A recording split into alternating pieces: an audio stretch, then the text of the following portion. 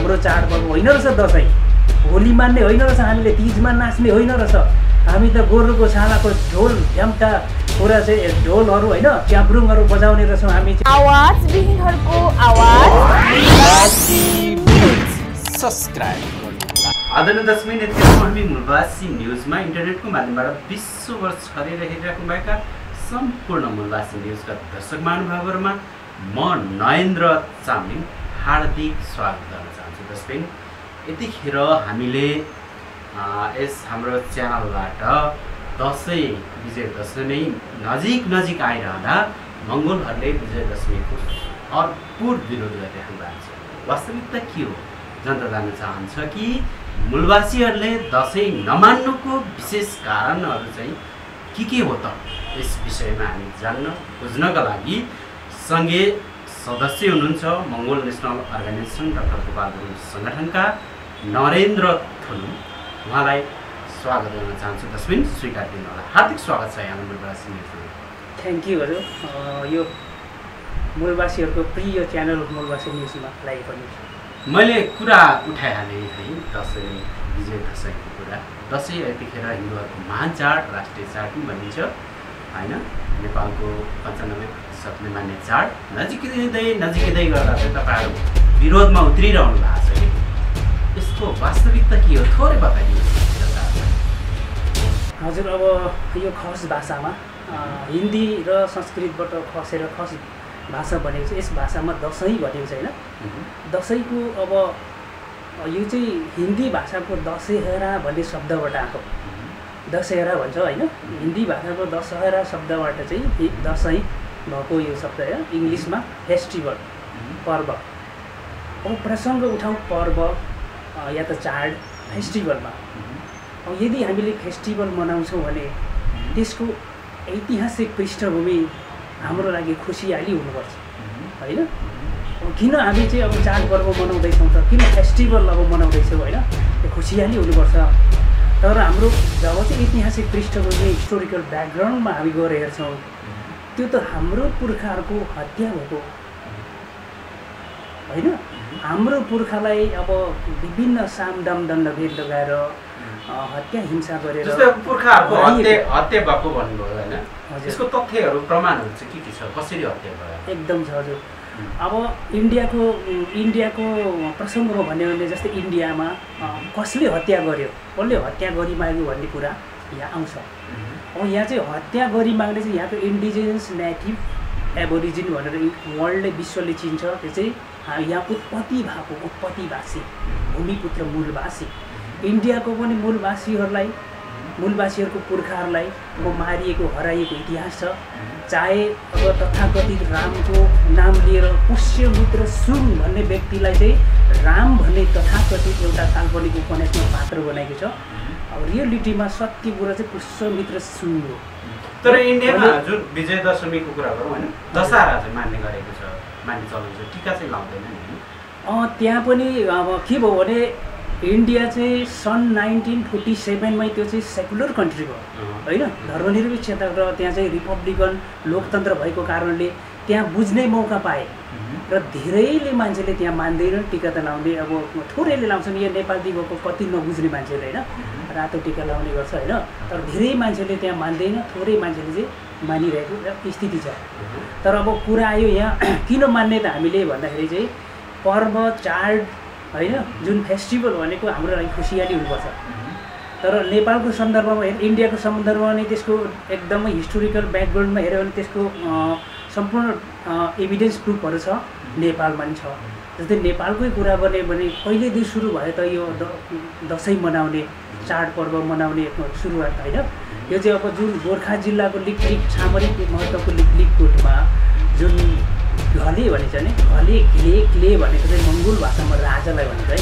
त्यतिखेर राई लिम्बू गुरुङ मगर शेर्पा तामाङ नेवार थकाली थारू यस्तो कामी दामा सागी गाली यस्तो थिएन। यहाँ कास्टिजम सिस्टम जात व्यवस्था थिएन होइन। यहाँ चाहिँ हाम्रो पुर्खालाई चाहिँ मारिएको छ। अब हाम्रो पुर्खा मारिएकोले अब यहाँ बडा दसैँ विजय दशमी भनिरहेको छ होइन।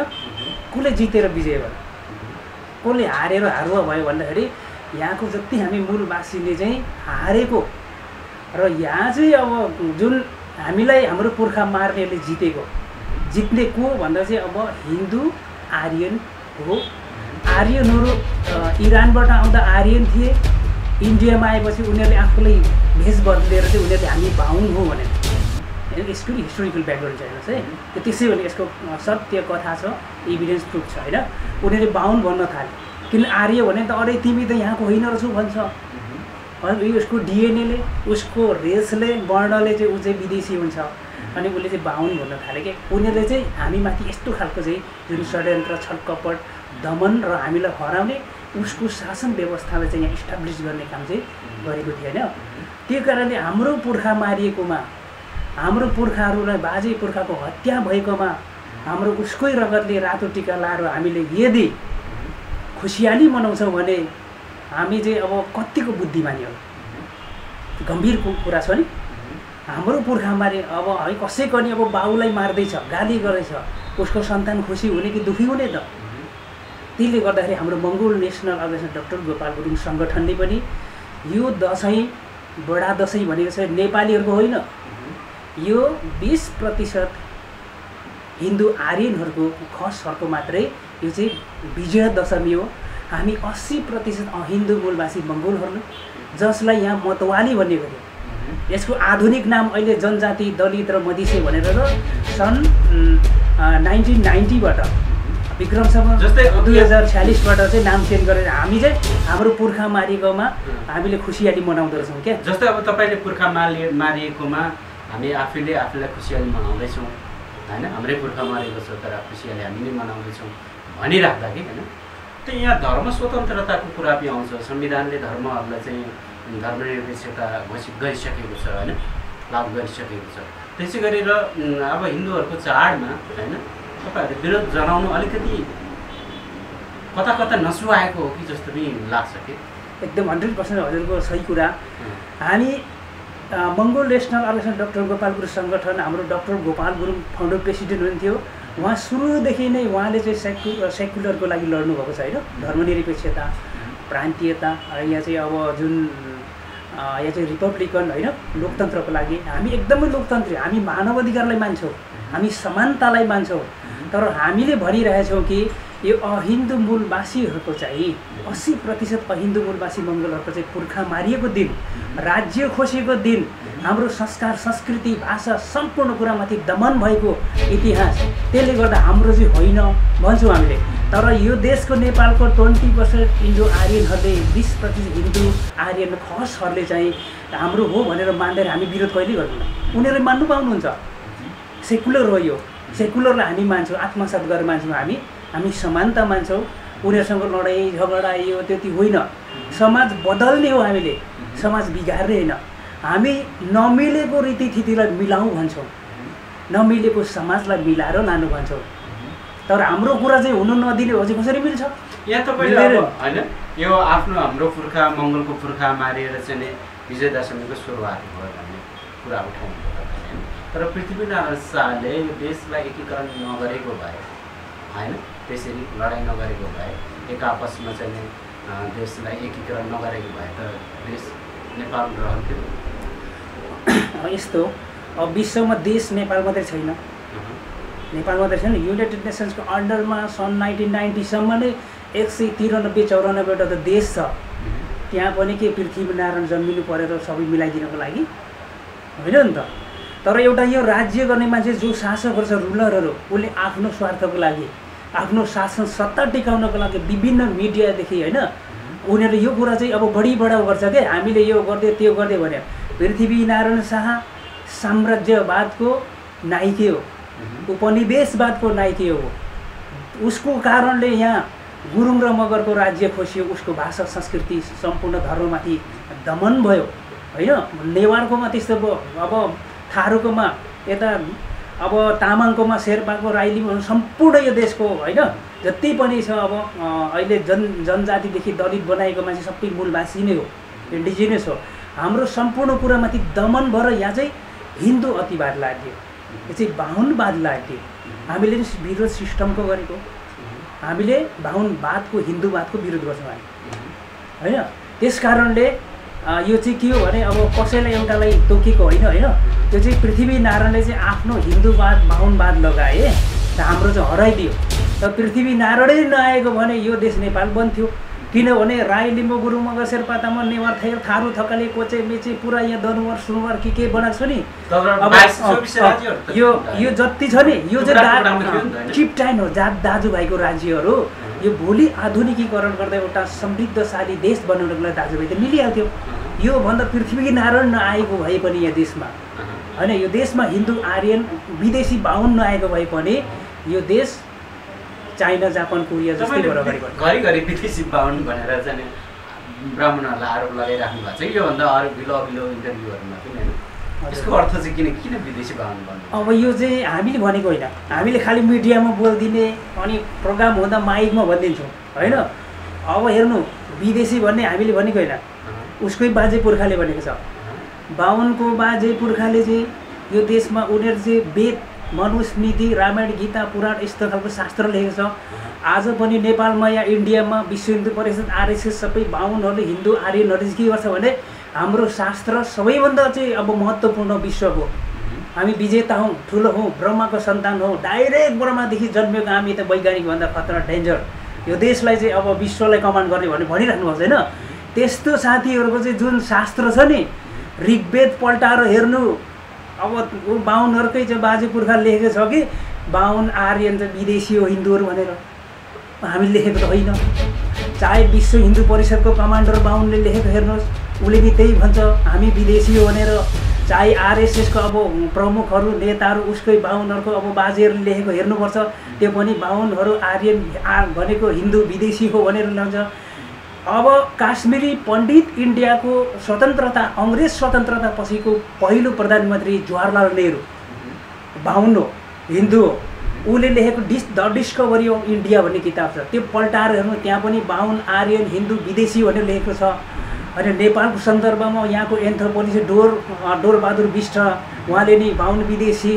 अब यो बाहुनवाद भन्ने किताब लेख्ने अरुण बरालले अब हेऱ्यो भने पनि बाहुन विदेशी होइन। अब अहिले युएसएको जुन राजदूतले बोलिराख्नु पर्छ हामी बाहुनहरू त हिन्दूहरू मुसलमानले खेदाएर इन्डियाबाट आएको भने उहाँले बोलिराख्नु भएको छ।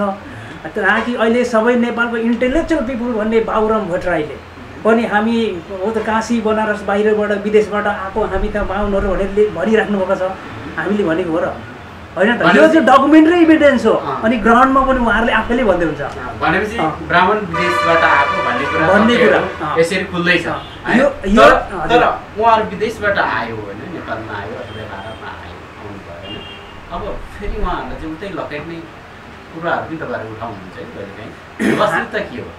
हामी 101% हामी ह्युमन राइट मानव अधिकार चाहन्छौँ, समानता, लोकतन्त्र, सेकुलरको हामी चाहन्छौँ मान्छौँ। बिजुलीको तार जस्तै हामी चाहिँ सेकुलर जान्छौँ। बिजुलीको तार यस्तो सेकुलर हुन्छ त्यसलाई मुस्लिमले छुयोस् कि क्रिस्चियनले बुद्धिस्टले जसले छुयोस् करेन्ट लाग्छ। त्यो बाहुनले छेत्रीले अब मङ्गोलहरूले मूलवासीले छुयो नि करेन्ट लाग्छ। अब त्यस्तै हामी चाहिँ सेकुलर भनेपछि हामी कोही अब यो बाहुनहरूलाई खेदाउनुपर्छ भन्ने छैनौँ। तर यो देशको इतिहासमा जुन अब जति पनि छ इन्डियाको इतिहासमा बाहुनहरूकै जुन लिखित दस्तावेजहरू छ डकुमेन्टरी इभिडेन्स, त्यसले बाहुन विदेशी भनेर उसकै पुर्खाले भनेको छ। हामीले खालि मिडियामा भनिदिएको होइन। र एन्थ्रोपोलोजिस्टहरूको मानवशास्त्रको विज्ञानको प्रमाणहरू पनि बाहुन विदेशी भनेर निस्केको छ। यो त हामीले गरेको होइन नि, एन्थ्रोपोलोजिस्ट सबै युरोपबाट अमेरिकाबाट आउनुभएको छ। यहाँको बाहुनहरू एन्थ्रोपोलोजिस्ट मिलेर गर्नुभएको छ। त्यसको खोज अनुसन्धान रेसको कुरामा, डिएनए कुरामा भर्खर इन्डियाको राखीगढीमा पनि जुन डिएनए टेस्ट हुँदाखेरि चाहिँ आर्यनहरू बाहुनहरू चाहिँ विदेशी भएको प्रमाण छ। यो त हामीले भन्दा त उनीहरूलाई त तितेपाती लाग्नु अब चिराइतो लाग्नु त जरुरी छैन। सत्य कुरा हामीले भनिदिएको हो। हामी समानता मान्छौँ, उहाँहरूसँग मिल्न चाहन्छौँ। तर उहाँहरू यो सम्पूर्ण ऐतिहासिक डकुमेन्ट र ऐतिहासिक जुन अब अहिलेसम्मको जुन विज्ञानको उत्खननको जुन प्रमाण छ इभिडेन्स प्रुफहरू, त्यसले बाहुनहरू आर्यनहरू विदेशी हो भन्ने प्रमाण छ। यो उनीहरूले काट्नु सक्दैन, के गर्न सक्ने एउटा चाहिँ विश्वलाई थाहा छ होइन। तर साँच्चै भने कुनै पनि देशमा विदेशीले शासन गर्न पाउँछ? विदेशीले त भोटिङ गर्नु पाउँदैन नि त। तर नेपालमा भनेको इन्डियामा 3.5% बाहुनहरू, नेपालमा 4% बाहुनहरूको चाहिँ यो देशको ब्युरोक्रेसीमा कब्जा छ। हामीले कति सहेको छौँ? हामी जस्तो सहने त विश्वमा कोही छैन। यति सहेर बसेको छ। यो कति भन्ने गर्छ नि, उहाँहरूले भन्नुपर्छ अरे नेपाल त पुरै यहाँ चाहिँ अब मिलेर बसेको समाज, मिलेर बसेको होइन नि। हामीले अन्य अत्याचार सहेर बसेको, अन्य अत्याचार दमन हामीले सहेर बस्यौँ। अहिले समाज छ, अब सहँदैन। तर तपाईँहरूले जुन सहँदैनौँ भनिराख्दाखेरि कता कता अब सामाजिक सञ्जालतिर के हेरौँ भने सामाजिक सञ्जाल के कुरा गर्ने हो भने पनि यो तपाईँहरूले नस्लीय द्वन्द्व निम्ताउँदै हुनुहुन्छ भन्ने छ। वास्तविकता के हो? नस्लीय द्वन्द्वतिर लाग्नु भएको हो? विश्व कानुनले, युनाइटेड नेसनले ह्युमन राइट या त 193वटा देशले चाहिँ युनाइटेड नेसन्सको संयुक्त राष्ट्रसङ्घको झन्डा लहराएर आफ्नो आफ्नो देशको झन्डा फहराएर त्यहाँ चाहिँ हस्ताक्षर गरेको छ बडापत्रमा कि त्यो देशको इन्डिजिनियस नेटिभ एबोरिजिन, त्यो देशको मूलवासी को मूलवासी, त्यो देशको त्यो मान्छेले मात्रै त्यो देशमा रुल शासन गर्न पाउँछ। मेन त्यो देशको अब जल जङ्गल जमिन उसको हातमा हुन्छ भनेर भनेको छ। अनि विश्व कानुन अनुसार हामीले त भन्दैछौँ हामी मङ्गोलहरू नेपालको मूलवासी इन्डिजिनियस हौँ र हामीले नै हाम्रो देश, हाम्रो हातमा चाहिँ विश्वको कानुन अनुसार जल जङ्गल जमिन हुन्छ र हामी बहुसङ्ख्यक छौँ। बहुसङ्ख्यक भएको नाताले हामीले शासन गर्छौँ होइन, हामी मूलवासी भएको नाताले हामीले यहाँ शासन गर्न पाउँछौँ। र अल्पसङ्ख्यक 4% बाहुनहरूले यहाँ नेपालमा शासन गर्नु पाउँदैन। संसारको विश्वको नियम। र अरे 4%ले 100%लाई 80%लाई शासन गरे भन्दा नि उद्वेग लाग्दो कुरा हुन्छ नि होइन। यो हामीले द्वन्द्व चाहँदैनौँ, हामीले नस्लीय द्वन्द्व होइन। मैले अघि भने नि यहाँ त नमिलेको समाज मिलाउनुपर्छ। जस्तै 4% बाहुन छ भने यो देशमा चाहिँ के हो, अब 100 जना मन्त्री भयो भने 4 जना मात्रै मन्त्री हुन पाउँछ होइन। अरूलाई त अरू बनाउनु पर्छ नि। आज फर्किएर लौँ त 77 जिल्लाको सिडिओलाई गरौँ, डिएसपीलाई गरौँ, कति बाहुन कति क्षेत्री र कति हामी मूलवासी मङ्गोल छ स्पष्ट छ। हामी त 4 जना पनि छैनौँ। 80% जनता छौँ हामी। 80% मूलवासीलाई यहाँ त जनजाति हो, त चाहिँ आदिवासी हो, त दलित हो, त चाहिँ मधेसी भनिदिएको छ होइन। अनि मक्खै पारिदिएको छ हाम्रो मान्छेलाई। अब भने हामी कार्यक्रमको अन्त्यमा छौँ होइन। तपाईँसँग म कार्यक्रमको अन्त्यमा एउटा प्रश्न गर्नु गइरहेको थिएँ, फेरि दसैँलाई नि जोड्यो विजय प्रश्न गर्नु होइन। जस्तै अब तपाईँले हामी मूलवासी मङ्गोलहरूले दसैँ नमानौँ भनेर विरोध गरिरहँदा होइन, हाम्रो पक्षमा दसैँ छैन भनिरहँदाखेरि तपाईँहरूकै मूलवासी, तपाईँहरूकै मङ्गोल वर्णकोहरूले धुमधामको साथ दसैँ मनाउँदै हुनुहुन्छ कि आउँदो दसैँ, उहाँहरूलाई के भन्नुहुन्छ अन्तिममा, लास्टमा संक्षिप्तमा बताइदिनु? यो मानसिक गुलाम, मानसिक दासताको पराकाष्ठ हो, जो कि यो सयौँ वर्ष शताब्दीौँ लामो 4% हिन्दू आर्यन विदेशी बाहुनहरूले शासन गर्दा इन्डियामा 3.5%ले, इन्डिया र नेपालमा जुन उनीहरूले लगाइदिएको चिज चाहिँ मस्तिष्कमा दिमागमा चाहिँ गिदी होइन, बुद्धि होइन, लिदी भएर बसेको छ हाम्रो मान्छेमा। उसले बुझेको छैन आफ्नो इतिहास। जसले आफ्नो पुर्खाको इतिहास थाहा छैन उसले वर्तमानमा के गर्ने, भविष्यको योजना कसरी बन्छ भन्दैन नि। यसरी अब मानसिक दासताको पराकाष्ठ हो, मानसिक गुलाम भएको छ उनीहरू। उनीहरूको बुद्धि खुल्नु, उनीहरूको होस आउनु, आँखा खुल्न बाँकी छ। र यो हाम्रो अभियानले धेरैभन्दा धेरै द्रुत गतिमा आँखा खोल्ने काम हुँदैछ।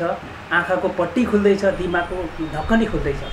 र हामी मूलवासी मङ्गोल रहेछौँ। हाम्रो चाडपर्व होइन रहेछ दसैँ, होली मान्ने होइन रहेछ, हामीले तिजमा नाच्ने होइन रहेछ।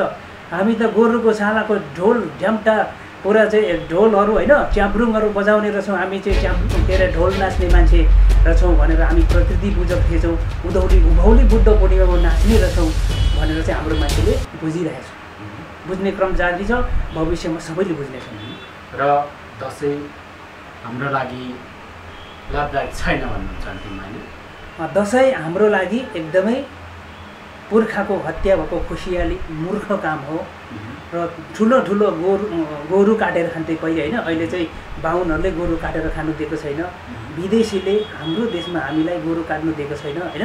र रागा काट्ने, सुँगुर काट्ने, ठुलो धेरै भोज भतेर गर्ने हामी छौँ, ताकि थाहै छैन यो चाहिँ हाम्रो पुर्खा मारिएको रहेछ भने। त्यस्तो कुरा छ। हस् त, कार्यक्रममा उपस्थित भइदिनु भयो, यहाँलाई धेरै धेरै धन्यवाद। हुन्छ हजुर, एकदम मूलवासी न्युजलाई नि धेरै धेरै धन्यवाद हजुर। विश्वभरि संसारभरि यो मूलवासी न्युज फैलियोस् भनेर म हजुरलाई भन्न चाहेँ।